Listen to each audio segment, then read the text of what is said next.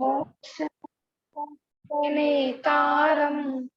वेतारं कर्म योगृतां ज्ञातारं विश्वतत्त्वानां वन्दे तद्गुणलब्धये त्रैकाल्यं द्रव्यशतिकं नवपदसहितं जीवशक्तिकाय लेशा पंचास्ति प्रतमिति गति ज्ञान चारित्र वेदा इत्येतन्मोक्षमूलम् त्रिभुवन महित प्रोक्त नरेद्धिरेशे इति श्रद्धाति स्पर्शति च मतिमान् यः सर्वज्ञदृष्टि सिद्धि जय उपसिद्धि चौविहारायण फलं पत्ते वन्दिता हरिहन्ते कंसो उज्जो वडमुज्जवणं हृदयं तानं चरणं दर्शनाचरितं तवाड़ नारायणा घड़िया। सबसे पीछे निकाल लो बेटा, तीसरा अध्याय,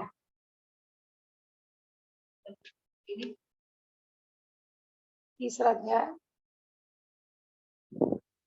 मिल गया। ये रहा पेज नंबर 409 पेज पर।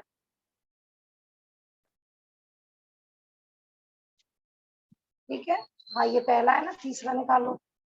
रत्न शर्करा बालुका पंख धूम तमो महातमः प्रभा भूम्यो घनाम्बु वाताकाश प्रतिष्ठा सप्तोधोधः तासु 63 पंचविंशति पंच दस दस त्रिपंचोनेक नरक शत सहस्राणि पंच जैव यथा क्रमम् नारका नित्या असुतर लेशा परिणाम देह वेदना विक्रिया परस्परो जरित दुख संक्लिष्टा सुरोदरित दुखाश प्राग चतुर्थ तेस्वे त्रिशतदश सप्तदश द्वाविंशति त्रैंत्रिशत सागरोपमा सत्वा नाम परा स्थिति है जम्मू दीप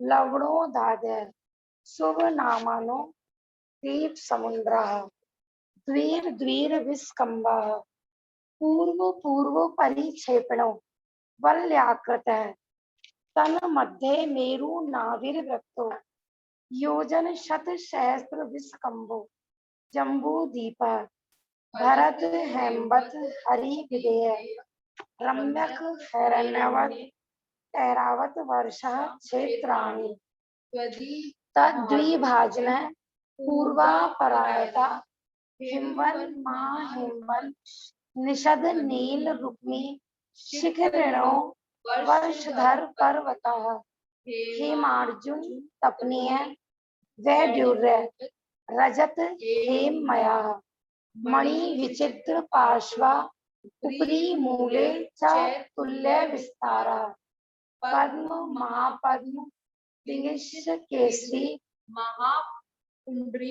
पुंडरिका हृदयास्ते सामुपरि प्रथमो योजन सहस्राया मस्त दर्द विस्कंभो हृदय 10 योजन अवगाह तन मध्ये योजनम पुष्करम तद द्विगुण हृदय पुष्कराणि च तन्निवासिनो देव्य श्री हरि धति कीर्ति बुद्धि लक्ष्मण पल्योपम स्थिता ससामानिक पारिसत्कः गंगा सिंधु रोहिद्रोहितास्या हरिद्वरी कांता सीता सीतोदा नारी नर कांता स्वर्ण रूप्यकुला रक्ता रक्तोदा सरितस तन्मध्यगः द्वयो द्वयो पूर्वा पूर्वगः शेषास्त्वं पर्गः चतुर्दश नदी सहस्त्र परिवृत्ता गंगा सिंधवादयो नद्यः भरतः षट विशंति पंच योजन शत विस्तार। बेटा इनको दिखाओ अपने साथ। षट चैकोन विशंति भागा योजनस्य तद द्विगुण द्विगुण विस्तारा वर्षधर वर्षा विदेहांता उत्तरा दक्षिण तुल्याः भरत रावत्यो वृद्धि ह्रासो षट समयाभ्या मुत सर्पेण अवसर्पेणीभ्यां ताभ्यां परा भूम्यो वस्तता एक द्वे त्रिपल्योपम स्थित्यो हेमवतक हारी वर्ष तैव कुर्वकः तथोत्तरा विदेशु संख्ये कालः भरतस्य विस्कम्भो जम्बूद्वीपस्य नवति शतभागः द्विर्घाती खंडे पुष्करार्धे च प्राग मानुषोत्रान् मनुष्यः आर्या मलेच्छास भरत ऐरावत विदेह करम भूमियो अन्यत्र देव कुरु तर कुरुभ्य नृत स्थिति परापरे त्रिपल्योपम मंत्र मूर्ते त्रियगो निजानाम छ। हमारा मध्य लोक का वर्णन चल रहा था। पेज नंबर 1 पर अपन पहुंच गए थे। हाँ भाभी जी बोलिए। हाँ, ये 105 पेज पे मनुष्य गति और देवगति का और समझा दीजिए, सम्यक दर्शन का तत्वार सार। 105 पेज पे। हाँ जी, सबसे ऊपर ही है, पहला पैराग्राफ है।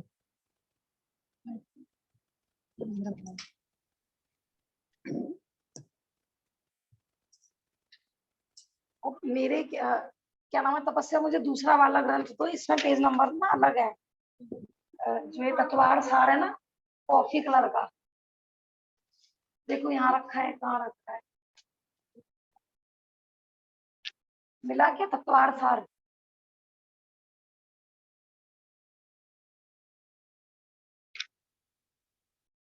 एक 105 पेज है भाभी जी। हाँ जी, 105 पेज पे सबसे ऊपर पहला पैराग्राफ और दूसरा। 105 पेज पे सबसे पहला पैराग्राफ और दूसरा। देखो मन, ये जो हम पढ़ चुके हैं ना तत्वार सूत्र की, जब तो सत्संख्या क्षेत्र वाला सूत्र जी चले थे, वहां से ये प्रश्न है। मनुष्य गति में पर्याप्तक अपर्याप्तक पुरुषों में छावसमिक और छायिक सम्यक तो होते हैं। देखो हमने कल भी बताया था, पर्याप्तक माने कि जिसकी शरीर इंद्रिय आदि बनने की योग्यता पूरी हो जाए उसको बोलते हैं पर्याप्तक, और जिसकी शरीर इंद्रिय आदि योग्यता बनने की पूरी योग्यता ना हो उसको बोलते हैं अपर्याप्तक। देखो जो पर्याप्तक हो गया ना अंतर मुहूर्त में, यद्यपि अभी उसकी आंख वाँख हमें दिखेगी नहीं, बस ये कि वो बनना प्रारंभ हो गई है। माने जो कर्म वर्गणाएं आ रही थी, सबको पता होगा ना कि हम निरंतर हमारे असंख्यात माने जन्म लेते के साथ ही अनंत कर्म आने प्रारंभ हो जाते हैं। तो वो जो कर्म आ रहे थे उनसे शरीर बनना स्टार्ट हो गया, इंद्रिय बननी स्टार्ट हो गई, और उनसे भाषा मन ये सब बनना स्टार्ट हो गया। तो बनना स्टार्टिंग हो गई ना, इसी का नाम है पर्याप्त। ठीक है ना, भले ही दिखाई बाद में देगा। जैसे एग्जाम्पल आता है, आज मैं भूल गई, मैं कह रही थी ना फोटो खींच के भेजूंगी, आज ध्यान रखूंगी। तो क्या होता है, जैसे हमने कोई बीज बोया, ठीक है ना, तो उसमें भले ही अंकुर बाद में फूटे, लेकिन उसके अंदर अंदर बीज के अंकुर फूटने की योग्यता तो उत्पन्न हो जाती है ना। ऐसे हमें जमीन के बाहर तो वो कितने दिन बाद दिखाई देता है, लेकिन अंदर ही उस बीज में अंकुर फूटना प्रारंभ हो जाता है। तो बस आप ये समझिए, पर्याप्तक माने कि उसके इंद्रिय शरीर स्वाच्छवास ये सब बनने की उसकी योग्यता प्रारंभ हो गई, उसको बोलते हैं पर्याप्तक। ठीक है ना। तो पर्याप्तक और अपर्याप्तक माने जिनकी अपर्याप्तक दो प्रकार के बताए थे, लब्धि अपर्याप्तक और निवृत्ति अपर्याप्तक। निवृत्ति अपर्याप्तक किसको कहते हैं कि जब हमारा सबका जन्म होता है तो हम अंतर मुहूर्त के लिए सब अपर्याप्तक होते हैं, क्योंकि जब पहले पैदा हुए हैं माने आत्मा कहीं से आया है, फिर धीरे धीरे तो शरीर आदि बनेंगे, ठीक है ना, तो अंतर मुहूर्त तक सब अपर्याप्तक होते हैं, लेकिन अंतर मुहूर्त बाद फिर वो पर्याप्तक हो जाते हैं, तो उसको बोलते हैं निर्वृत्य अपर्याप्तक दशा। तो ऐसी दशा चारों गतियों में हो सकती है ना। लेकिन जो लब्धि अपर्याप्तक होते हैं, कल भी बताया था कि वो पैदा हुए, ठीक है ना, इतनी देर में हमारी एक बार नाड़ी फड़कती है ना, इतनी देर में तो वो 18 बार जन्म धारण कर लेते हैं, 18 बार मर जाते हैं। एक श्वास के अब अपन 18 पार्ट करें, तो जो लब्धि अपर्याप्तक जीव होते हैं, इतनी देर में वो 18 बार जन्म मरण धारण करते हैं। यहाँ प्रश्न क्या है कि मनुष्य गति में पर्याप्तक और अपर्याप्तक पुरुषों में छायासमिक और छायिक सम्यक दर्शन होता है। माने यहाँ ये कहना चाह रहे हैं कि मनुष्य का कोई जीव कहीं से मरकर मनुष्य गति में आया, ठीक है ना, तो उसकी अपर्याप्तक माने जैसे स्वर्ग से आया, जैसे जो सम्यक दृष्टि जीव है स्वर्ग में, जैसे सर्वार्थ सिद्धि के देव है, तो वो सम्यक दर्शन सहित आएंगे और यहाँ पर वो मनुष्य का शरीर धारण करेंगे, तो अंतर मुहूर्त तक सब अपर्याप्तक होते हैं। इसका मतलब उनकी अपर्याप्तक दशा में छायिक सम्यक दर्शन भी हो गया और छायोपशमिक भी। उपशम नहीं होता है क्योंकि उपशम का टाइम ना बहुत कम होता है। औपशमिक सम्यक तो मात्र पर्याप्तक दशा में ही होता है। 3 तरह के सम्यक दर्शन होते हैं ना, तो औपशमिक सम्यक दर्शन मात्र पर्याप्तक दशा में ही होगा। भाभी जी पूरे पहरे समझाने हैं क्या? ये यहाँ से बता दीजिए, भाव इसकी इसी के आगे वाला भाव स्त्री के वेदी। हाँ, भाव स्त्री वेदी के पर्याप्तक दशा में तीनों ही सम्यक हो सकते हैं। देखो हमने बताया था जो लिंग होते हैं वो 2 प्रकार के होते हैं, द्रव्य लिंग और भाव लिंग। माने शरीर है पुरुष का और भावों में चल रहा है स्त्री वेद, ये हो सकता है। तो पुरुष को तो तीनों सम्यक दर्शन हो सकते हैं, उपसम भी, छायोपसम भी और छायिक भी। तो इसलिए यहाँ पर कह रहे हैं कि जो भाव स्त्री वेदी है, मतलब भाव से जिसके स्त्री वेद चल रहा है, तो उसके पर्याप्तक दशा में तीनों सम्यक दर्शन हो सकते हैं। और जो पुरुष है भले ही उसके भावों में स्त्री वेद चल रहा है, तो वो छायिक सम्यक दर्शन भी ले सकता है, छायोपसमिक भी ले सकता है और उपसम भी ले सकता है, ऐसा।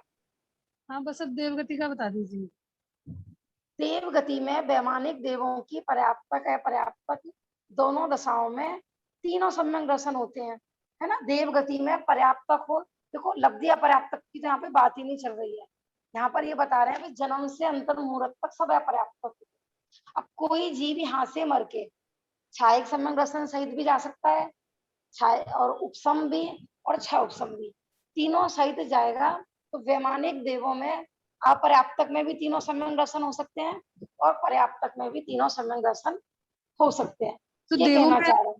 देवों में अपर्याप्तक दशा में उपशम कैसे होगा जब बाकी 3 गतियों में नहीं है? हाँ, भाभी जी का प्रश्न है कि देवों में उपसम सम्यक दर्शन कैसे होगा, बाकी समय तो नहीं है।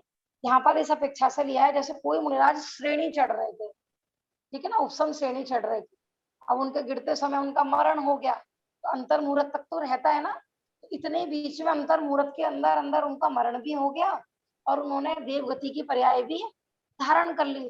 जब तक जितना उसका टाइम लिमिट है उतना वो अपर्याप्तक दशा में भी रहेगा, लेकिन क्योंकि सम्यक दर्शन सहित नरक आदि में नहीं जाएगा, इसलिए नरक गति में नहीं बताया था अपर्याप्तक में उपसम सम्यक दर्शन, और तिरंज गति में भी नहीं बताया था, सिर्फ वैमानिक देवों में।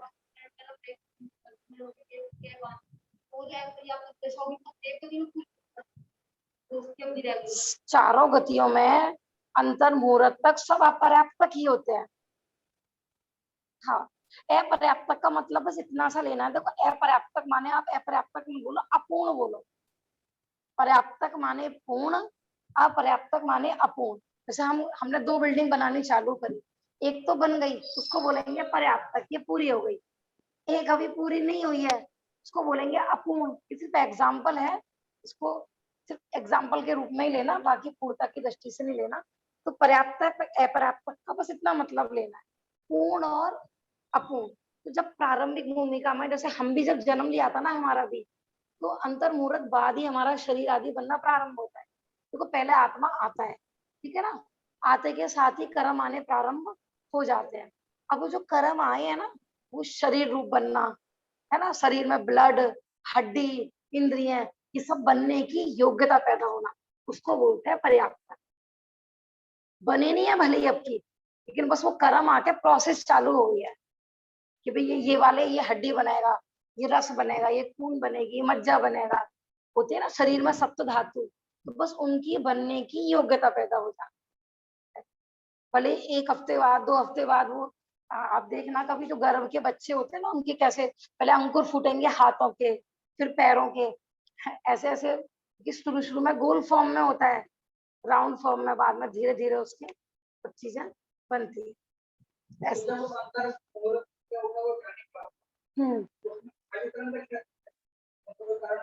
नहीं नहीं आयु कर्म, हाँ, कि वो इतनी आयु लेकर आया है ना। कुछ कुछ जीव गर्भ के भी एक दो जैसे, लेकिन गर्भज जो जीव होते हैं ना वो सब पर्याप्त तक ही होते हैं नियम से। इसका नियम माना जाए कि अपर्याप्त से पर्याप्त तक नहीं हुआ तो फिर कर्म करने पाएगा। हाँ, आयु कर्म ही है। हाँ, देखो क्या होता है, एक कर्म के साथ साथ ना निमित्त बहुत सारे और भी कर्म होते हैं। अब जो एक सांस में 18 बार जन्म मरण कर रहा है, उसने ऐसी पर्याय पाई है, तो उसके बाकी सब कर्म भी ना हीन ही बंधे हुए हैं, है ना। उसने सारे कर्मों में पाप प्रकृतियों का ही बंध किया है कि उसका शरीर भी पूरा नहीं होगा, उसकी शरीर की आंख कान नाक कुछ भी पूरा नहीं होगा, बस इतनी उसकी आयु है ऐसे। ठीक है भाभी जी, आप ही बता दीजिए और कोई प्रश्न हो तो बाकी। हाँ, ये जो नीचे दिया है कि प्रथमोपशम सम्यक तो अपर्याप्तक दशा में किसी के भी नहीं है, हाँ इसी हाँ, पैराग्राफ ये में। बता दिया ना, देवों में भी जो उपसम सम्यक दर्शन होता है ना, मैं बता रही थी ना, श्रेणी श्रेणी वालों का, माने श्रेणी चढ़ते समय या उतरते समय जिनका मरण हुआ है तो वो द्वितीय उपसम वाला होगा। इसलिए वैमानिक देवों में भी सिर्फ द्वितीय उपसम बताया है पर्याप्त दशा में, बाकी नहीं बताया। ठीक है ना, प्रथम उपसम तो चारों गतियों में किसी में भी नहीं होगा पर्याप्त दशा में ऐसा। ठीक है, चलो बाकी मैं कल पूछ लूंगी और आपसे। या भेज देना सैटरडे वाली क्लास में और अच्छे से थोड़ा क्लियर करके समझा देंगे, क्योंकि अभी क्या है सब लोग वो मध्य लोग पढ़ने के मानस से बैठे हुए हैं ना। हाँ हाँ, तो नहीं ठीक है, ठीक है। ठीक है ना, तो हाँ थोड़ा जी, ये विषय भी ऐसा है कि किसी को कठिन भी लग सकता है। हाँ जी, ठीक है। है ना? चलो अपन देखते हैं। हाँ, हम कहाँ पहुंच गए थे बेटा, कल 150 पेज निकाल लीजिए सब।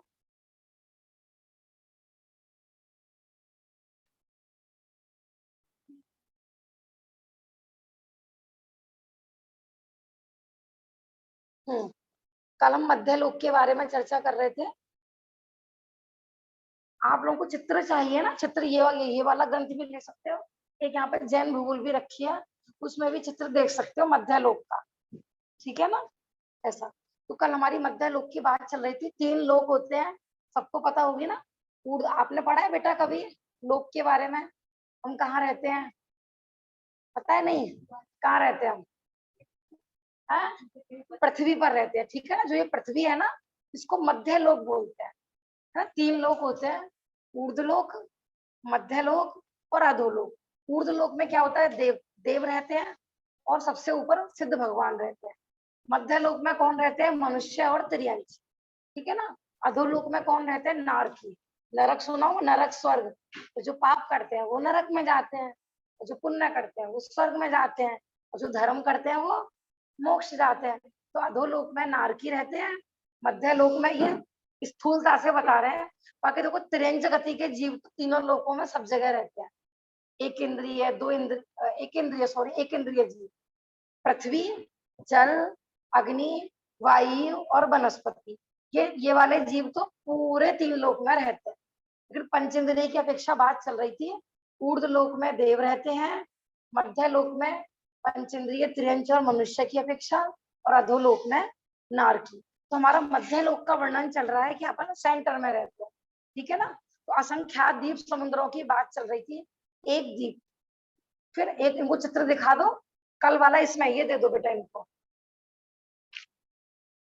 ठीक है ना, एक द्वीप, फिर एक समुद्र, फिर एक द्वीप, फिर एक समुद्र, ऐसे पता है, पर वो समझ में आता है बेटा राउंड फिगर में, इस तरीके से गोल गोल गोल गोल बल्ले आकृत है। इस तरीके से हमने 13 द्वीपों समुद्रों के नाम पढ़े थे, रुचक वर्ग तक हमने पढ़ा था। अब उसके आगे पढ़ते हैं, देखिए ये 13 द्वीप और 13 समुद्र हैं। इसी प्रकार आगे आगे जिस नाम का द्वीप है उसी नाम का उससे दूने विस्तार वाला समुद्र है। ठीक है ना, हाँ हो गया था ना। इसी प्रकार पीछे वाले को घेरे हुए उससे दूने विस्तार वाले असंख्यात द्वीप और समुद्र है ना। माने जो सेंटर वाला द्वीप बताया था वो था थाली के समान। आप ऐसा समझ लीजिए कि अपन यहाँ पर जमीन पर रखे एक थाली बीचों बिल्कुल बीच में, ठीक है ना, वो हो गया जम्मू द्वीप का आकार। फिर उस थाली के आकार में अपन एक घेरा बनवाए, इतनी बड़ी चूड़ी बनवाए कि थाली उसके सेंटर में आ जाए, तो वो हो गया लवण समुद्र। फिर एक और बड़ी चूड़ी बनवाए, वो हो गया घात की खंडी। ढाई द्वीप के नाम याद करे किसी ने? पहले द्वीप का नाम जम्मू द्वीप, उसको किसने घेर रखा है? लवण समुद्र ने। दूसरे द्वीप का नाम कालोदधी समुद्र, नहीं सॉरी, धात की खंड द्वीप, और उसको किसने घेर रखा है? कालोदधी समुद्र ने। फिर तीसरे नंबर के द्वीप का नाम है पुष्करवर द्वीप, उसको किसने घेर रखा है? पुष्करवर समुद्र ने। एक द्वीप एक समुद्र, एक द्वीप एक समुद्र, है ना। लेकिन अभी वर्तमान में हम वहां पर नहीं जा सकते हैं क्योंकि वो बहुत दूरी पर है ना। 1 लाख योजन का जम्मू द्वीप ही बताया था अकेला। फिर 2 लाख योजन माने उसके दुगना लवण समुद्र, फिर उसका दुगना कालोदधी वो धात की खंड, फिर उससे दुगना कालोदधी। ऐसे जो द्वीप समुद्र है ना, डबल डबल डबल डबल। तो आप विचार कर सकते हो कि अंतिम सबसे अंत के द्वीप का क्या नाम है? अपनी बुक में देखो 150 पेज पे। हाँ, रुचकवर समुद्र नहीं, हाँ, स्वर्ण भूषण। हाँ अभी बता। हाँ, भाई साहब कह रहे हैं कि जैसे अपन समुद्र है ना, समुद्र कह रहे हैं द्वीप समुद्र, तो क्या समुद्रों के अंदर भी द्वीप होते हैं क्या? तो बताओ रावण कहाँ रहता था? हमने बताया था ना एक बार, रावण कहाँ रहता था? लंका। कौन सी लंका में रहता था? ये वाली श्रीलंका। यहाँ नहीं रहता था रावण। माने ये यहाँ पहुंचना कोई कठिन कोई है, लेकिन लवण समुद्र के अंदर बने होते हैं द्वीप, द्वीप वगैरह समुद्रों के अंदर भी द्वीप होते हैं। तो जो रावण रहते थे ना, विद्याधर थे वो, तो वो लवण समुद्र के अंदर थी श्रीलंका। ये वाली श्रीलंका नहीं, उसका नाम लंका था। और लंका के अंदर भी एक और लंका थी जिसको पाताल लंका बोलते थे। जब उस पर कोई संकट आता था ना, तो लंका पे मानो किसी दूसरे देश ने चढ़ाई कर दी, तो फिर वो पाताल लंका में जाके छिप जाता था। पाताल माने वैसे तो नरकों को भी पाताल बोलते हैं, माने जमीन में अंडरग्राउंड हो जाना, उसको बोलते हैं पाताल। लवण समुद्र पार करके गए थे ना। लवण समुद्र के अंदर द्वीप होते हैं बेटा, ठीक है ना। वो माने इस टाइप ऐसे नहीं होते कि वो कोई पानी में भरे हुए हैं, डिप हैं। वो इस तरीके से रचना होती है कि उनमें पानी अंदर, उसमें रहते हैं मनुष्य वगैरह रहते हैं। विद्याधर भी तो मनुष्य ही होते हैं। ये वहां पर वैसे तो देखो मुख्यतः अभी आएगा आगे वर्णन, विद्याध पर्वत पर विद्याधर रहते हैं, ठीक है ना। माने जब छठे काल का जब अंत आएगा तो बहुत सारे मनुष्यों को यहाँ से उठा उठाकर विद्याध पर्वत की गुफाओं में रख दिया जाएगा। तो जब यहाँ पर सारी ये रचना खत्म हो जाएगी ना, प्रलय आएगी, तो फिर वो गुफाओं में सुरक्षित रहेंगे। लेकिन गुफाओं में ऑलरेडी, गुफाओं के जो बाहर पर्वत है ना, वहाँ विद्याधर मनुष्य हमेशा रहते हैं, आज भी रहते हैं। तो उस समय तो क्या था कि आर्य मनुष्य और विद्याधर मनुष्य, माने भूमि गोचरी, तो 2 तरह के मनुष्य है, एक भूमि गोचरी और एक विद्याधर। तो रामचंद्र जी कैसे थे? भूमि गोचरी माने जमीन पर चलने वाले। और रावण, हनुमान, सुग्रीव ये सब कैसे थे? विद्याधर। माने ये देवों की तरह ना, इनके पास विमान होते हैं, विद्याएं होती है जन्म से ही। कुछ तो ये सिद्ध भी करते हैं और कुछ उनको जन्म से ही होती है। जैसा हनुमान जी को दिखाते हैं ना लोग, उड़ता हुआ दिखाते हैं ऐसा, तो वो उनके अंदर ऐसी विद्याएं होती है कि वो आकाश मार्ग से भी जा सकते हैं। तो पहले तो आपस में शादियां भी होती थी, माने जो विद्याधर मनुष्य है ना और भूमि गोचरी, आपस में शादियां भी होती थी, क्योंकि चक्रवर्ती भी तो शादी करके लाता है विद्याधर की लड़कियों से। भाभी जी, हाँ जी, वो कालोधर थे ना जो काल संबर, हाँ काल संबर विद्याधर जी थे ना, वो जो प्रद्युमन को उठा के ले गए थे, वहीं तो विद्याधर के यहाँ पला था प्रद्युमन। हाँ, प्रद्युमन को उठा के ले गए थे, वो भी विद्याधर थे, ठीक है ना। क्योंकि विद्याधर, शायद अनंगधरा को भी तो विद्याधर ने चोरी करा था, क्योंकि विद्याधर क्या घर पे झूल रहा है कोई, आप अपने छत पे बैठे हो, तो विद्याधर आपको छत से ही किडनैप कर सकते हैं।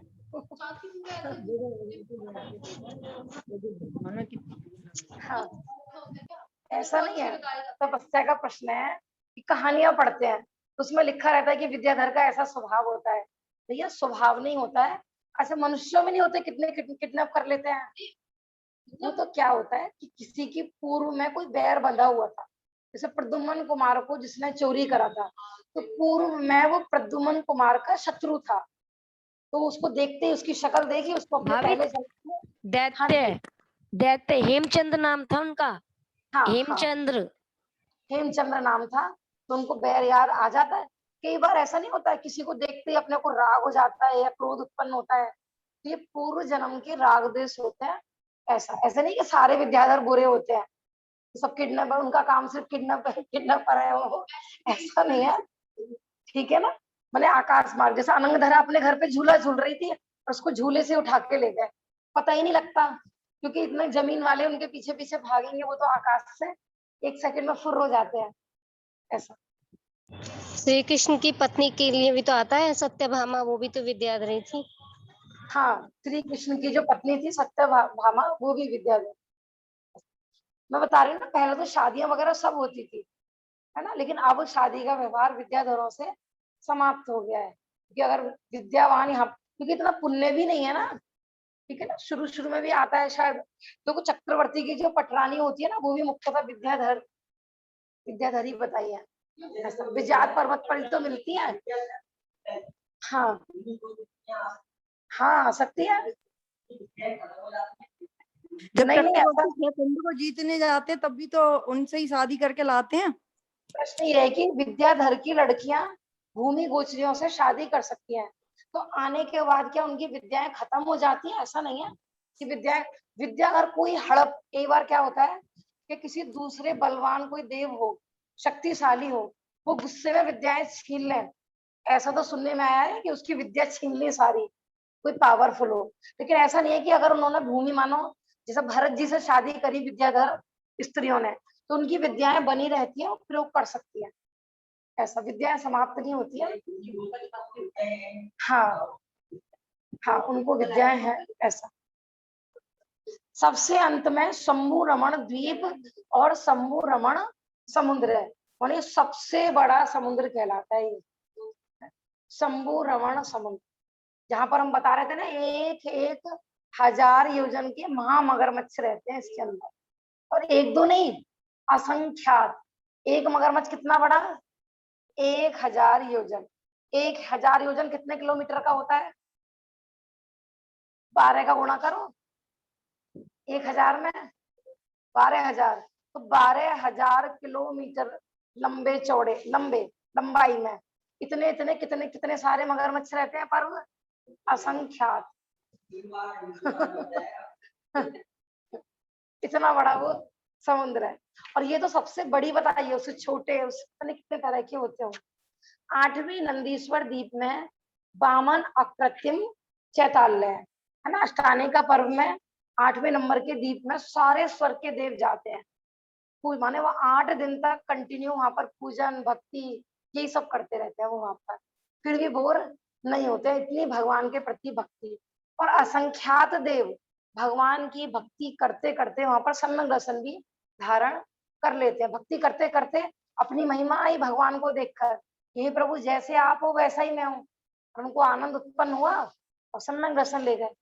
जिनकी वंदना करने अष्टानिका पर्व में देवगण आते हैं। इसके अतिरिक्त 11वें कुंडलपुर द्वीप में, कुंडलवर द्वीप में और 13वें रुचकवर द्वीप में भी 4 अकृत्रिम चैताल्य हैं। इन सभी की पूजन हम सब 13 द्वीप विधान या इंद्रध्वज विधान में करते हैं। सुना है कभी इन विधानों के नाम? इंद्रध्वज विधान है ना, अपने उस्मानपुर में भी हो चुका है।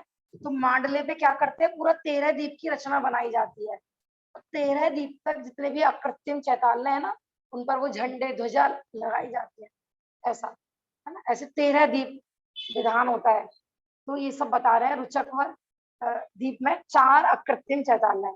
अब प्रश्न है कि वहां सिर्फ 4 ही है क्या? अकृत्रिम चैताल्य समझते हो? चैताल्य माने जिन मंदिर, चैत्य बोलते हैं प्रतिमा को, और चैताल्य माने जिन मंदिर। माने जहाँ भगवान की प्रतिमाएं विराजमान हो। देखो वैसे तो अकृत्रिम चैताल्य असंख्यात है, लेकिन हमने बताए थे दो तरह के अकृत्रिम चैताल्य होते हैं। अकृत्रिम समझते हो बेटा कि जो मंदिर किसी ने नहीं बनाया, स्वयं माने अनादिकाल से हैं और अनंत काल तक रहेंगे, ऐसे जिन मंदिर को बोलते हैं अकृत्रिम चैताल्य। ये काउंटेबल अलग होते हैं और अनकाउंटेबल अलग होते हैं। जो काउंटेबल वाले होते हैं, इसमें जो रिद्धिधारी मनुष्य होते थे ना उस समय, मुनिराज है, वो सब जा सकते थे, 2.5 दीप तक ही जा पाते हैं। इसके बाहर देव जा सकते हैं, ठीक है ना। लेकिन बाकी जो जितने भी देव होते हैं ना, हमने बताया था सब देवों के जो रहने का स्थान होता है, सब में जिन मंदिर होते हैं, लेकिन उसमें बाहर के लोग दर्शन करने नहीं आएंगे, बाहर के देव दर्शन करने नहीं आते हैं। लेकिन जो ये काउंटिंग वाले हैं, इसमें कोई भी आ सकता है, कोई भी, मतलब जहां तक जैसे देव जा सकते हैं तो सिर्फ देव, और जहां तक मनुष्य जा सकते हैं तो मनुष्य, ऐसा। चौथे से सातवें, 9वें, 10वें, 12वें दीपों में अकृत्रिम चैताल्य नहीं है। माने चौथे से सातवें में, 9वें, 10वें में, 12वें में, इनमें अकृत्रिम चैताल्य नहीं है, सिर्फ भोग भूमि है और वहां पर भोग भूमि के त्रियंश रहते हैं। 5वें समुद्र क्षीर सागर का जल निर्जंतुक है। कल बात चल रही थी ना, निर्जंतुक माने जीव रहित, माने जो भगवान का जन्म होता है ना उसको जन्म कल्याणक कहते हैं। भाभी जी, हाँ जी, आपने कहा चौथे, 7वें, 9वें, 10वें, 12वें आकृत्रिम चैताल्य नहीं है, आपने कहा है वो हाँ भोग जी, भूमि है। हाँ वहां पर भोग भूमि है, और वहां पर भोग भूमि में भी वहां पर मनुष्य नहीं रहते हैं, सिर्फ भोग भूमि के त्रियंश जैसे शेर वगैरह ऐसे जीव वहां पर रहते हैं। ओके, शांत परिणामी होते हैं। भोग भूमि के जो जानवर होते हैं ना, वो खूंखार नहीं होते हैं कि यहाँ पर उन्होंने कोई दान आदि दिया है सुपात्र को, इसके फल में वो भोग भूमि में क्या कर रहे हैं बेटा, गलत बात है ना। उत्तम दान के फल में वो भोग भूमि गए हैं, लेकिन कुछ थोड़ी बहुत मायाचारी हो गई इसलिए बेचारे तिरंज बन गए, लेकिन वो वहां पर भी शांत परिणामी होते हैं और मर के स्वर्ग ही जाते हैं। वहां जो जानवर होते हैं सब स्वर्ग जाते हैं। हाँ वहां पे शिकार वगैरह होता ही नहीं है। भोग भूमि में तो इतना आता है कि मतलब वहां पे किसी से गलती होती ही नहीं थी, और जब धीरे धीरे जब तीसरा काल समापन को होता है ना, तो लोगों से ना धीरे धीरे गलतियां होना प्रारंभ होती है। तो किसी से गलती हो गई, एकदम मुंह से निकल जाता हा, तो माने हा बोला ना, तो सामने वाले को लगता था कि मैंने कितना बड़ा अपराध कर दिया हा, और कोई ज्यादा अपराध कर दे तो माँ, और ज्यादा कर दे तो धिक, ऐसा अपन कहते तो धिक्कार है। चौथे, तो वो भी चौथे काल में कहते थे। तीसरे के लास्ट में, अच्छा, धिक्कार है। हाँ माने यही पनिशमेंट था। हाँ, जैसे कल भी होते हैं ना, देखो कुछ बच्चे तो ऐसे होते हैं, उनको कितना ही मार लो पीट लो, उनको खूब गाली मतलब खूब पीटते हैं मम्मी पापा से खूब, उनको कोई असर नहीं होता। लेकिन कुछ इस तरह के होते हैं ना सम्मान वाले बच्चे, मैंने जो कभी गलती नहीं करते हैं, तो उनको मम्मी पापा सा भी हल्का सा भी डांट देना, तो उनको ऐसा लगता है हमारा कितना बड़ा अपमान हो गया, उनको बहुत बुरा लगता है कि नहीं। क्यों? क्योंकि वो गलती करते ही नहीं है, मम्मी पापा की आज्ञा मानते हैं, और मानो कोई गलती से डांट पड़ गई उनको, उन्होंने गलती तो नहीं करी थी और गलती से उनको डांट पड़ गई, कैसा लगता है उनको। तो ऐसी भोग भूमि के जीवों से भी कोई गलती नहीं होती थी, लेकिन जब तीसरा काल समाप्त होता है और चौथा प्रारंभ होता है, तो धीरे धीरे गलतियां प्रारंभ होना चालू हो जाती है। क्यों? कल्प वृक्ष तो खत्म हो गए, धीरे धीरे लड़ाई होनी चालू हो जाती है ना, कहा सुनी शुरू हो जाती है। क्योंकि भोग भूमि में लड़ाई झगड़ा नहीं होता है, क्योंकि लड़ाई झगड़े क्यों होते हैं घरों में, क्यों होते हैं? उसको ज्यादा दे दिया, मुझे कम दे दिया, उसने मेरे से ऐसा कह दिया, उसने मेरे से ऐसा कह दिया, है ना, या ईर्ष्या वगैरह हो। लेकिन वहां पर सबके पास अपना अपना भरपूर होता है, तीसरे बंदे की वहां जरूरत ही नहीं होती है। सबके पास जो चाहिए ना वो तुम्हें पेड़ से मिलेगा, तो झगड़े क्यों होंगे, है ना। इस तरीके से यहाँ तो ये बताया जा रहा है कि जब भगवान के पंच कल्याणक के नाम तो सबको पता होगा, तो जब रियल में तीर्थंकर जन्म लेते हैं, आप जो देखते हैं ना पंच कल्याणक, तो वो तो क्या है कि वो पंच कल्याणक की नकल है ना। जब अपन मंदिर में प्रतिमा जी विराजमान करते हैं तब भी पंच कल्याणक होते हैं, लेकिन यहाँ बात चल रही है जब रियल के पंच कल्याणक होते हैं, मैंने साक्षात जब महावीर भगवान का जन्म हुआ था, तीर्थंकरों का जन्म होता है, तो जन्म होते ही उनको कहाँ पर लेके जाते हैं? स्वर्ग के देव आते हैं, उनको ऐरावत हाथी पर बिठाकर सुमेरु पर्वत पर लेकर जाते हैं। कौन सा सुमेरु पर्वत? वो जो जम्मू द्वीप के बिल्कुल सेंटर में स्थित है ना, उसको सुदर्शन उसका नाम है। उसमें भी सबसे ऊपर जो चौथे नंबर का वन है उसका नाम है पांडुक वन। तो वहां पर एक पांडुक शिला, माने जैसे सिद्ध शिला होती है ना, तो उसी आकार में एक पांडुक शिला बनी होती है, अर्ध चंद्राकार, जैसे आधा चंद्रमा होता है ना, हाफ मून, ऐसे पांडुक शिला होती है। उसपे माने अनादि निधन 3 सिंहासन बने हुए हैं। बीच में तीर्थंकर का सिंहासन, एक जगह सौधर्मेंद्र का सिंहासन, और साइड में ईशान इंद्र का सिंहासन। तो जब वो छोटे से बालक का जन्म होता है तीर्थंकर का, तो हाथी पर बिठाकर वहां लेके जाते हैं। हाँ, और सुमेरु पर्वत है पहले द्वीप में, और क्षीर सागर कौन से नंबर का है? 5वें नंबर का। तो सुमेरु पर्वत से लेकर और क्षीर सागर तक असंख्यात देवों की लाइन बन जाती है ऐसे, इधर देव और इधर देव। मानो एक अंतिम देव खड़ा है क्षीर सागर पर, उसने कलश भरा, उसने दूसरे देव को दिया। इस तरीके से आपने देखा होगा ना फोटो में, इस तरह से दिखाया जाता है कि 5वें द्वीप तक असंख्यात देवों की पंक्ति बन जाती है। तो कोई बहुमान है, वैसे तो देवों में इतनी पावर होती है कि वो 1 सेकंड में चुटकी बजाए और घड़ा उठा के ले आए, लेकिन सब देवों को बहुमान आता है। देखो जैसे यहाँ पर होता है, शांति धारा हो रही है, तो लोग क्या करते हैं, उसने उसके कंधे पर हाथ रख दिया, उसने उसके कंधे पर, उसने सबका हाथ लग गया, तो हाथ लगाते ना बहुमान में। तो वहां पर भी भगवान की भक्ति का बहुमान होता है, हम भी कलशा पकड़ेंगे, हम भी कलशा पकड़ेंगे, हम भी कलशा पकड़ेंगे। तो इस तरीके से असंख्यात देवों की पंक्तियां बन जाती हैं। और वो और कलश भी पता है छोटे मोटे नहीं होते हैं, कलशे का मुंह ही बताया 8 योजन का। और बच्चा कितना है? देखो महावीरवान तो अंतिम थे ना, तो वो तो उनकी टोटल हाइट कितनी थी? 7 हाथ आती है ना, तो जब वो जन्मे होंगे तो हमारे जैसे ही होंगे। इतना छोटा सा बालक पांडुक शिला पे विराजमान, और घड़े कितने बड़े बड़े, और कितने घड़ों से अभिषेक होता है? 1008। 1008। तो बेचारे डर जाते होंगे, एक साथ पानी डलता होगा उनके ऊपर, है ना। अनंत बल के धनी होते हैं वो जन्म से भी। वज्र वृषभ नारस है, उनका हड्डियां होती हैं, तो उनको एक साथ 1008 कलशों से भी उनका अभिषेक होना, तो भी वो ऐसे ही बैठे रहते हैं ऐसा। तो यहाँ क्यों बताई जा रही थी ये बात कि वो क्षीर सागर से जल आता है, इसलिए उसको छानने की जरूरत नहीं होती है, वो निर्जंतुक होता है। लेकिन ऐसा सोच के अपन यहाँ का पानी भी नहीं छाना तो वो गलत है, ठीक है ना। अनछना पानी प्रयोग करना भगवान के अभिषेक में बिल्कुल गलत है। दूध के समान सफेद और निर्मल होता है ना, दूध के समान, दूध नहीं, तीर्थंकरों का जन्माभिषेक उसी निर्जंतुक पवित्र जल से किया जाता है ना। और एक देखो इतने सारे कलशों से अभिषेक होता है, फिर तो वहां पर पूरी नदियां बह जाती होंगी कि नहीं? एक बूंद भी पानी वहां जमीन में नहीं दिखाई देगा आपको। माने भगवान की भक्ति में इतने बहुमान आता है देवों को कि सारी जल की धारा ना अपने मस्तक पे ही वो धारण कर लेते, जमीन पर गिरने नहीं देते हैं। हाँ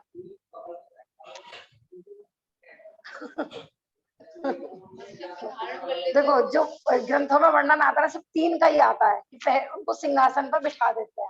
बीच वाले सिंहासन पर तीर्थंकर को बिठा दिया, एक साइड सौधर्मेंद्र बैठता है और एक साइड ईशान इंद्र। सबसे पहला कलश सौधर्मेंद्र ही करता है, वो भी एक साथ 1008।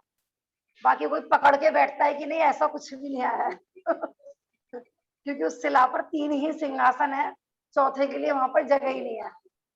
हाँ, जैसे मैं बता रही थी ना, श्वेतांबर रामनाय में एक कहानी आती है कि सौधर्मेंद्र को ना डाउट हो जाता है, इतना सा बालक और इतने बड़े बड़े घड़े, तो उनको उनके बल पर थोड़ी शंका हो जाती है। वैसे ऐसे सौधर्मेंद्र को होती नहीं है, लेकिन पता नहीं आई है उनके यहाँ कहानी। तो भगवान को तो अवधि ज्ञान होता है, वो अवधि ज्ञान से समझ जाते हैं इनको मेरे बल पे शंका हो रही है, तो वो जरा सा अंगूठा दबाते हैं, सुमेरु पर्वत हिलने लगता है फिर वो क्षमा मांगता है, हे प्रभु मैंने आपके मतलब बल पर शंका करी, मुझे माफ कर। फिर अभिषेक करता है। अपने दिगंबर मत में नहीं आई है वैसे ये कहानी, वहीं पर सुनी है। हाँ हाँ, इसलिए कि छोटे मतलब इतने छोटे हैं और कैसे लगाया होगा, इसलिए कई बार ये कहानी अपने को उचित भी नहीं लगती है ऐसे। अंतिम शंभु रमण समुद्र में 1000 योजन के विस्तार वाला महामत्स्य होता है, जिसके कान में तंदुल के आकार का एक मत्स्य रहता है। बेटे जिनवाणी खोलो, अपना पेज नंबर देखो, निकला हुआ है, ठीक है ना। ये शंभु रमण की बात चल रही है, 1000 योजन के महामत्स्य रहते हैं। और देखो इनकी कहानी आती है इसके बारे में, इसका जो एग्जाम्पल आता है ना, कहते हैं जो मगरमच्छ था ना, पहले जन्म में ये रसोईया था, मांसाहारी रसोईया। और जो कान में रहता है ना तंदुल मत्स्य, ये उसका मतलब ये राजा था। तो राजा को मांस खाने का व्यसन पड़ गया था। ये रसोईया ना रोज नए नए व्यंजन बना बना के मांसाहार के तो अपने राजा को खिलाता था। तो ये दोनों ही मर के मगरमच्छ वहां पे बनते हैं, महामत्स्य और तंदुल मत्स्य, और फिर दोनों ही मर के जाते हैं 7वें नरक। एक तो मांस खाने के कारण और एक मांस खाने के भाव के कारण।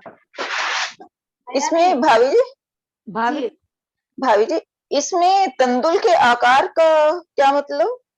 तंदुल माने होता है चावल, तंदुल के तंदुल आकार चावल, चावल जितना, क्योंकि मगरमच्छ तो इतना बड़ा है। अब उसकी आंख में कई जगह तो कान में, यहाँ तो कान में लिखा हुआ है, कहीं कहीं आईज में भी आता है। जैसे हमारी आईज में कई बार मल सा आ जाता है ना, गंदगी आ जाती है, तो बस इतना छोटा सा होता है कि उसकी आंख में बैठा रहता है या कान में। तंदुल माने चावल। हाँ हाँ, बहुत सारे होते होंगे, क्योंकि इतना बड़ा, जैसे हमारे शरीर के पसीने में मैल में कान है, अपन कान को रेतते हैं तो मैल मैल निकलता है ना। अब हमारी इतनी पावर नहीं है कि उसके सूक्ष्म जीवों को देख सके, ठीक है ना, लेकिन सूक्ष्म जीव होते हैं हमारे कान नाक के मैल में।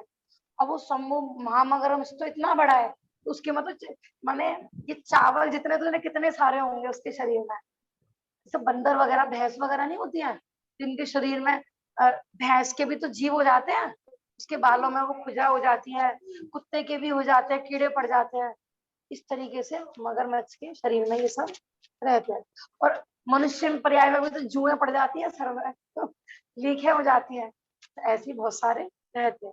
और ये क्या खाता है कि कान का मैल खाकर जिंदा रहता है, कान का मैल खाता रहता है मगरमच्छ के बैठ के ऐसा। माने ये यही सोचता रहता है। क्या होता है जो महामगरमच्छ है ना, इतना बड़ा होता है, और जब वो सोता है ना तो 6 महीने के लिए सोता है इकट्ठा। अपने जैन दर्शन में कोई कुंभकर्ण नहीं सोता था, कुंभकर्ण के बारे में बोला जाता है ना 6 महीने तक सोता था, ऐसा कुछ भी नहीं है। वो तो अपना माने डेली देव दर्शन आदि माने महापुरुष है कुंभकर्ण, लेकिन उनका अवर्णवाद है। अपन अगर ऐसे कहेंगे कि कुंभकर्ण 6 महीने तक सोते थे, लेकिन इनके बारे में आया है महामगरमच्छ के बारे में कि ये 6 महीने सोता है। अब सोते सोते हमने बताया था ना, जैसे बच्चों के मुंह खुले रहते हैं, इतना बड़ा मगरमच्छ, इसका तो मुंह भी कितना बड़ा होगा, थोड़ा बहुत भी खुला रहता होगा ना, उसमें से कितनी सारी मछलियां आती जाती रहती है। अब फिर जैसे ही जगता है ना, तुरंत सबको निगल लेता है, सब इसके पेट में चली जाती है। तो तंदुल मत सोचता रहता है, कितना पागल है, मैं होता ना तो एक को भी नहीं छोड़ता, कितनी मछली बाहर चली गई है ना। ये देखो जैन धर्म में है ना भाव हिंसा, कि अपन भले ही बाहर में एक भी जीव की हिंसा नहीं करें, फिर अंदर परिणामों में चल रहा है ना हिंसा का, पूरा पाप लगता रहता है। इसलिए मन में भी किसी के बारे में बुरे विचार नहीं करना चाहिए। अब ये तंदुल मत सोच रहा हो कौन देख रहा है, मैं क्या सोच रहा हूँ, कर्म देख रहे थे कि नहीं, कर्म इसको उठा के कहाँ पहुंचा देते हैं, 7वें नरक। उक्त तंदुल मत्स्य का उदाहरण शास्त्रों में परिणामों की मलिनता के लिए दिया जाता है। कई ग्रंथों में आता है इसका उदाहरण कि माने भाव हिंसा के रूप में।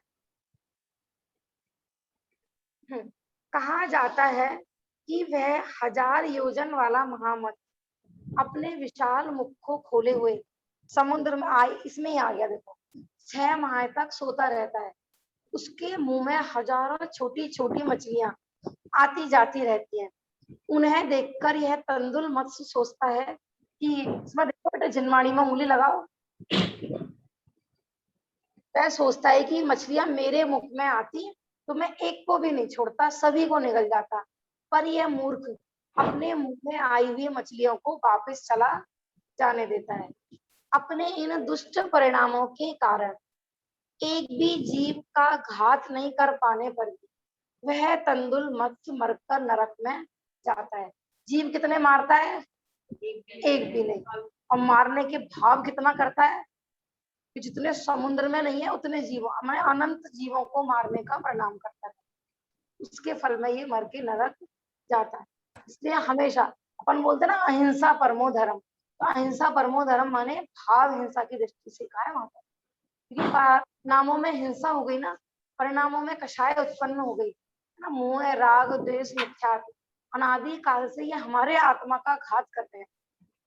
तो आत्मा के परिणामों में कषाय उत्पन्न नहीं होने देना, इसी का नाम है अहिंसा, और यही है परमो धर्म, है ना। चाहे कैसे विषय शुभ कषाय रूप भाव हो। ये साफ कर दिया था, क्या गिरा तो नहीं चाहिए, पैर में आवेंगे फिर सारे ये।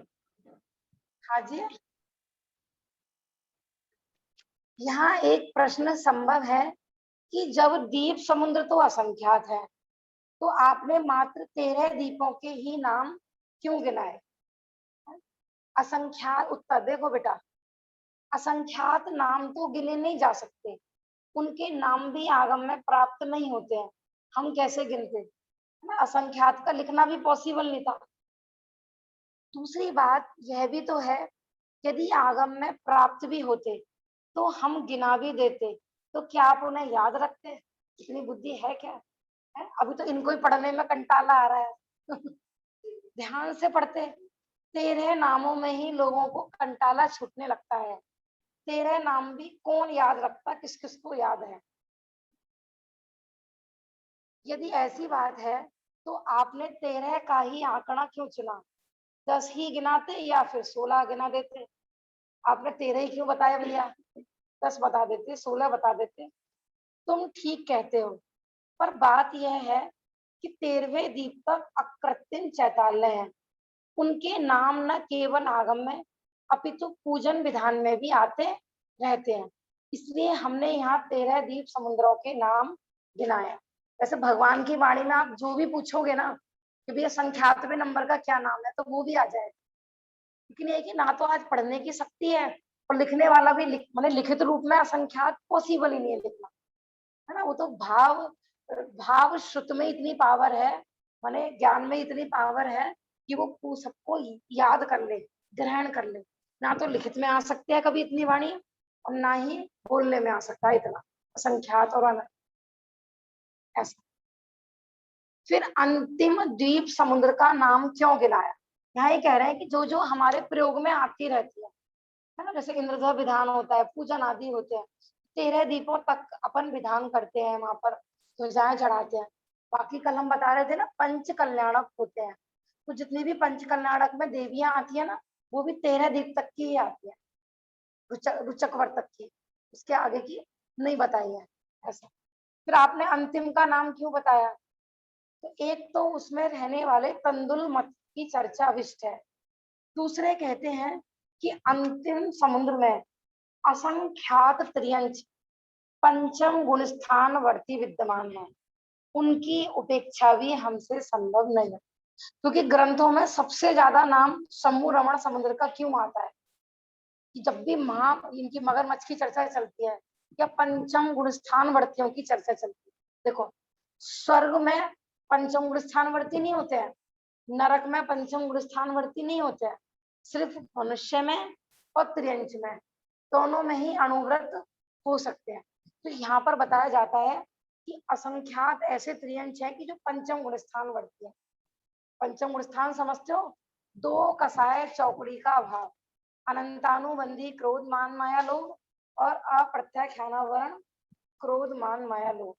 ऐसे वहां पर 1-2 नहीं, ऐसा भी कहा जाता है कि मनुष्य से भी ज्यादा पंचम गुण स्थान वर्ती त्रियंच गति में है। और विचार करो, जब एक त्रियंच होके, है ना, वो अणुव्रत पालन कर सकते हैं, तो हम मनुष्य होकर क्यों नहीं कर सकते? अपन बहाने भाभी जी, हाँ जी, आपने कल बताया था कि जो महावीर स्वामी का जीव था शेर की पर्याय में, वो पंचम गुण स्थान व्रती नहीं था, वो किस अपेक्षा से बताया था आपने? मैं इस अपेक्षा से बता रही थी, भाभी जी का प्रश्न है कि अपन जो कल पढ़ रहे थे ना कि महावीर भगवान का जो जीव था शेर की पर्याय वाला, तो वो पंचम गुण स्थान वर्ती नहीं था, किस अपेक्षा से ये बात आई थी? इस अपेक्षा से आई थी कि 7वें नरक का निकला हुआ जीव, माने वो व्रत नहीं धारण कर सकता, तो वो शेर कहाँ से आया था? 7वें नरक से। तो वो सम्यक दर्शन तो ले सकता है, अन्याय नीति अभक्ष का त्याग तो हो सकता है, लेकिन उसकी 2 कसाय चौकड़ी का अभाव नहीं होगा, माने उसके इतने परिणाम निर्मल नहीं होंगे कि वो अप्रत्याख्याना वर्णी कषाय का भी अभाव कर दे। इस दृष्टि से, इस लॉजिक से अपन बता रहे थे, ठीक है ना। लेकिन ग्रंथों में कहीं कहीं कह देते हैं कि वो व्रती था, व्रती था, तो व्रती में बस इतना ही लेना है कि गुण स्थान उसका चौथा ही था, ठीक है ना, ऐसा। क्योंकि सिद्धांत वाक्य माने सिद्धांत वाक्य, सिद्धांत वाक्यों में कोई हेर फेर नहीं हो सकती है, ये कर्णन योग का विषय है। बाकी प्रथमान योग में अपन कह देते हैं, है ना, कि उसने समाधि मठ संलेखना ली थी। कैसी संलेखना ली थी उसने? कि वो जिंदा ही लेटा हुआ है और उसके शरीर पे कोई आके बैठ गया, कोई जानवर आके बैठ गया, तो वो हिलता भी नहीं था। कि मैंने सारी जिंदगी लोगों को डरा डरा के रखा, अब मैं किसी, माने सब जीवों को मैं अभय दान दूंगा, क्योंकि वो जरा सा भी हिलेगा सारे जीव भाग जाएंगे। तो माने जिंदे को ही नोच नोच के खाया था कौन है। तो माने इस दृष्टि से अपन व्यवहार रूप में कह देते हैं कि वो प्रतिमाधारी था या व्रत थे, लेकिन वो जो भी व्रत थे ना, वो चौथे गुण स्थान के अकॉर्डिंग ही थे, ऐसा। क्योंकि एक और दिक्कत है ना, हमने बताया था, शेर की जो शरीर की रचना होती है ना, तो वो मांसाहार के अनुकूल ही होती है, या तो वो मांस खाएगा, नहीं तो वो जिंदा नहीं रह पाता है। तो उसको जब शेर को सम्यक दर्शन की उत्पत्ति हो गई, तो अब तो अनछना पानी, मतलब मांस तो छोड़ो, अनछना पानी, गीले पत्ते वो भी नहीं खाता वो, तो बेचारा क्या खाएगा। अब कोई तोड़ तोड़, अब देखो जो हाथी वगैरह होते हैं ना, वो तो पेड़ से तोड़ तोड़ के खा लेते हैं। अब शेर को तो बस समाधि तो मरण ही एक साथ में भाभी होता जी है। जो महामत्स्य है वो भी तो मछलियां ही मांसाहारी कर रहा है ना। हाँ, देखो दो तरह के हैं मगर मछली, लेकिन जो यहाँ पंचम गुण स्थान वाली बात चल रही है, वो मछलियां नहीं खाते हैं, पंचम गुण स्थान नहीं रहेगा उनका। ये नियम है, माने कोई लोग ऐसा सोचे कि अन्याय अनीति अवक्ष करते करते सम्यक दर्शन हो जाएगा, ऐसा पॉसिबल नहीं है, ये भ्रम निकाल देना भैया, ठीक है ना। क्योंकि व्रत व्रत ये बात ठीक है कि व्रत नाम पंचम गुण स्थान से कहलाते हैं कर्णन योग की दृष्टि से, लेकिन सम्यक के पूर्व की बहुत पात्रता बताई गई है, क्रूर परिणामों में सम्यक दर्शन की उत्पत्ति नहीं होती है, ठीक है ना। हाँ जी। हाँ। तो जैसे इसमें लिखे है असंख्या त्रिअंश पंचम गुण स्थानवर्ती, तो त्रिअंश पंचम गुण स्थानवर्ती हो सकते हैं? हाँ जी, हो सकते हैं, उनकी प्रतिमाएं ज्यादा आगे नहीं जाती हैं। प्रश्न है कि त्रियंच पंचम गुण स्थानवर्ती हो सकते हैं, हाँ हो सकते हैं, क्या दिक्कत है। 2 कसाय चौकड़ी के अभाव पूर्वक हो सकते हैं, माने भले ही उस पर्याय में उनको छायिक सम्यक दर्शन नहीं होगा, क्षौत्सम, मोस्टली ये सब क्षौत्सम सम्यक दर्शन वाले होते हैं, ठीक है ना। माने उन्होंने व्रत आदि किए, लेकिन ऐसा होता है ना, साधना अधूरी रह गई, या मायाचारी थी तीव्र, तो गए तो तिरंज गति में है, या पहले, क्योंकि इन्होंने तिरंज गति का बंध पहले नहीं किया है, अगर पहले कर लिया होता ना, तो ये भोग भूमि के तिरंज बनते। यहाँ बात चल रही है कर्म भूमि के तिरंज की। जो शंभु रमण समुद्र है या शंभु रमण द्वीप है, वहां पर जो तिरंज है ना, वो सब कर्म भूमि है, वहां पर भोग भूमि नहीं है। कर्म भूमि माने देखो, वहां मनुष्य तो है नहीं, माने वहां जो जानवर है ना, वो मेहनत करके ही कमा के ही खाएंगे। वो कमा के मतलब कमाने का मतलब ये है कि जैसे पुरुषार्थ से, जैसे यहाँ पर चिड़िया कबूतर होते हैं ना, बेचारे उड़ते हैं, मेहनत से दाना आदि चुग कर लाते हैं, तो वहां पर इस तरह के, माने भोग भूमि नहीं है कि वहां पर पेड़ों से मांग लिया और सब कुछ मिल जाएगा, ऐसा नहीं है। सब पेड़ों से, तिरंचों के बारे में ऐसा आता है भोग भूमि में कि मीठी घास होती है उनके लिए, वो खाते हैं। हाँ, भूख भी कम होती है और थोड़ा ही खाते। हाँ, नहीं नहीं, वहाँ मांसाहार होगा तो फिर नरक आदि तो वहां जाते ही नहीं है, ऐसा। लेकिन यहाँ पर जो सम्यक दृष्टि है, उनकी प्रवृत्ति ऐसी नहीं होती है। बाकी जो मिथ्या दृष्टि है, वो खाते हैं मांसाहार आदि, ठीक है ना। बात तो अपनी ये चल रही थी कि हम जब त्रियंच अन्याय नीति अवक्ष का त्याग कर सकते हैं, त्रियंच व्रतों का पालन कर सकते हैं, तो हम क्यों नहीं कर सकते। चाची, हाँ बेटा। भोग भूमि में शेर भी होते हैं? हाँ, भोग भूमि में हाँ हो सकते हैं शेर, पंचेंद्रिय तिरंज होते हैं अलग अलग प्रकार के। बस वहां पर भोग भूमि में जलचर जीव नहीं होते हैं, बाकी उड़ने वाले पक्षी भी माने थलचर हो सकते हैं और आकाश में उड़ने वाले भी हो सकते हैं। तो बस वो पानी शेर में घास ही खाते हैं? नहीं, जो भोग भूमि में शेर होते हैं वो मांस नहीं खाते हैं, वो मीठी घास खाते हैं। ठीक है ना, वो मांसाहारी नहीं होते हैं, क्योंकि वो यहाँ पर पुण्य बांध कर गए हैं। माने वो देव शास्त्र गुरु के निमित्त सुदान देकर गए हैं, उत्तम पात्र आदि को दान देकर गए हैं या अनुमोदना करके गए हैं, तो ऐसे जीव भोग भूमि में उत्पन्न होते हैं। ठीक है बेटा। ठीक है चाची। हाँ ठीक है ना। बात अपनी तो ये चल रही थी कि सबसे ज्यादा अणुव्रति वहां पर है, लेकिन वहां प्रतिमा ज्यादा आगे नहीं बढ़ती है, मुख्यतः पहली या दूसरी बताई जाती है, इससे ज्यादा नहीं। दूसरा उनके माने उनके अकॉर्डिंग जितना वो कर सकते हैं उतना वो पूरा करते हैं। जैसे हमने बताया था ना, पानी पियेंगे तो वो वाला पियेंगे कि जो धूप से प्रासुप हो जाता है ना, जहाँ क्योंकि सूरज और चंद्रमा कहाँ तक है, अंतिम समूह रमण द्वीप समुद्र तक सूरज और चंद्रमा है, माने ज्योतिष विमान है। वहां पर असंख्यात सूरज हैं, असंख्यात चंद्रमा है, असंख्यात तारे नक्षत्र आदि। पच रही है बात? नहीं है? पच रही है? सुना है बेटा? नहीं है? भाव भाषण देखो, विचार करो ना, एक माना हमारा जम्मू द्वीप है 1,00,000 योजन का, और यहाँ पर 2 चंद्रमा और 2 सूरज है, और वो तो दुगना दुगना दुगना होता चला गया है। और अभी आएगा जब अपन ज्योतिष देवों के बारे में चलेंगे ना, ये सारा विषय भी आएगा। चंद्रमा सूरज भी डबल डबल होते चले जाते हैं, जैसे ना ज्योतिष विमान भी डबल डबल। हाँ भाभी जी। ढाई द्वीप के बाहर तो स्थिर होते हैं ना चंद्रमा सूरज वगैरह? इतना है वो हमने बताया था कि जो घूमने वाले माने गतिशील जो सूरज चंद्रमा होते हैं वो मात्र मनुष्य लोक में ही होते हैं। हमने बताया था ना, ये दिन रात का भेद सिर्फ मनुष्य लोक में ही होता है।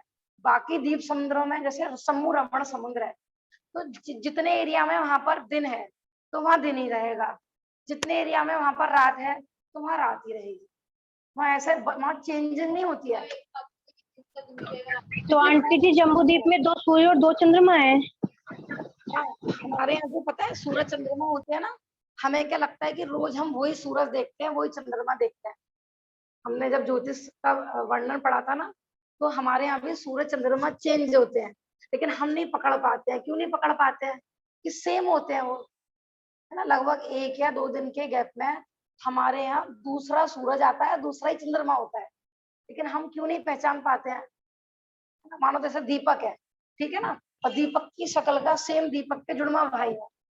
आज दीपक आए हैं, है ना, और कल ये अपने जुड़वा भाई को भेजा बिल्कुल सेम इसी कपड़ों में, ऐसे कलर का मास्क लगा के, तो हम पहचान पाएंगे?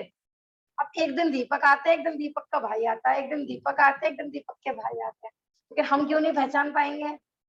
क्योंकि सेम है ना। तो सूरज चंद्रमा के जो अपने यहाँ 2 सूरज और 2 चंद्रमा है ना, तो बिल्कुल सेम साइज है, सेम कलर है और सेम उनकी कार्य है, इसलिए अपने को पकड़ में नहीं आता है। ठीक है ना। अपन पढ़ेंगे वैसे ये सारा विषय, अभी तो हमारा मध्य लोक का वर्णन चल रहा है। कल की बात अधूरी वो रह गया था जो मैं बता रही थी, आज भी वैसे टाइम हो गया।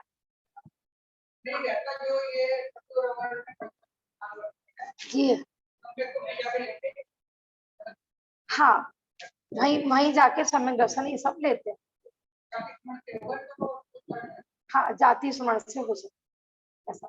बाकी जैसे छौसम वाले हैं ना, अब हाँ पॉसिबल ही नहीं है। अगर ये सम्यक दर्शन सहित जाते तो फिर भोग भूमि में पैदा हो, तो ये वहीं जाकर ही लेंगे। मछली है, पंचम गुण स्थान हो गया है, खाएगी क्या? है? देखो पानी पिएगी, मुख्यतः पानी तो पी लेगी। हमने बताया था ना, समुद्र में भी ऐसी घास होती है जीव रहित। आप देखना कभी पानी में भी ना सूखा पत्ता भी होता है, ब्राउन कलर हो जाता है पानी के अंदर अंदर ही। आपने नहीं देखे समुद्र के डिस्कवरी चैनल पर देखे होंगे ना कभी, है ना। तो वो कुछ पेड़ पौधे ऐसे होते हैं कि वो पानी में अंदर ही पैदा होते हैं, लेकिन वो धीरे धीरे उनमें से जीव निकल गया तो ब्राउन कलर के होते चले जाते हैं। तो वो वाले पत्ते आदि या घास खाएगी कि जो सूख गई है। मैंने देखो पंचेंद्रिय तो वो होती है, मन उनके पास है, तो उनके अंदर भी इतना विवेक होता है क्या खाना और क्या नहीं खाना। संगी है, पंचेंद्रिय है, पूरे यहाँ नहीं होते क्या तिरंचों में कितनी समझ होती है? मैंने जो चीज नहीं भाती है उसे छोड़ के चले जाते हैं। आजकल जैसे गली में कुत्ते वगैरह आते हैं, जो उन्हें टेस्टी लगती है तो खाते हैं, नहीं तो नहीं खाते हैं ना। बंदर है प्रॉपर बिल्कुल छिलका छीलता है, केला खाता है। तो ऐसे और भी तिरंज, जैसे गिलहरी है तो पूरा मूंगफली का छिलका छील के पूरा उसका दाना दाना खा के जाती है। वो अखरोट खाती है, वो कितना हार्ड होता है अखरोट का जो ऊपर का पार्ट होता है, तो पूरा तोड़ के उसकी मींगी खा जाती है वो। ऐसे ही वो पूरा उनका ज्ञान है, संगी है। निज निधि निज में बताए, यह अनंत उपकार, लिए जिन वाणी माँ वंदे माँ। नमो अरहंता, नमो सिद्धाणम, नमो आयरी आनम, नमो वज्राया, नमो बोलो जिनवाणी माता की जय, महान जैन धर्म की जय।